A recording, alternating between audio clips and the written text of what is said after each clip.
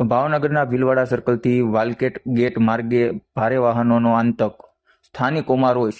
ભાવનગર શહેરના ભીલવાડા સર્કલથી વાલકેટ ગેટ તરફ જતા માર્ગ પર છેલ્લા કેટલાક સમયથી ભારે વાહનોની અવરજવર સતત વધી રહી છે। આજરોજ કોઠીના ઝાડ પાસે એક દુર્ઘટના સર્જાઈ હતી, જેમાં ટ્રકની અડફેટે આવતા એક બાઇક સવારનું ઘટના સ્થળે જ મોત નીપજ્યું હતું। આ અકસ્માત બાદ વિસ્તારમાં ભયનો માહોલ છવાઈ ગયો છે। સ્થાનિક રહેવાસીઓનો આક્ષેપ છે કે આ માર્ગ પર ભારે વાહનોની અવરજવરથી રોજિંદા અકસ્માતોની ભીતિ રહે છે।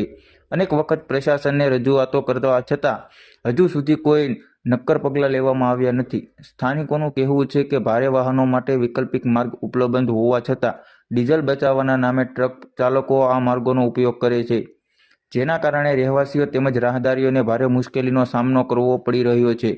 આ ઘટના બાદ સ્થાનિકોની નારાજગી વધુ ઘેરાઈ છે અને એક ગંભીર પ્રશ્ન ઊભો થયો છે કે શું પ્રશાસન આ દુર્ઘટનાની જવાબદારી લેશે ખરા?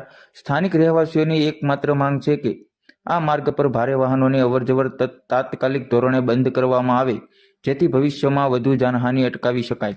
ભાઈ અમારા નાના નાના બચ્ચા છે, અહીંયા ખટેરા સાવ બંધ કરાવી દો, અહીંયા આ ઓલું કરો, અમને આટલી સહાયતા તમને આપો, અમારી બસ આટલી તમારી મહેરબાની સરકાર। નાના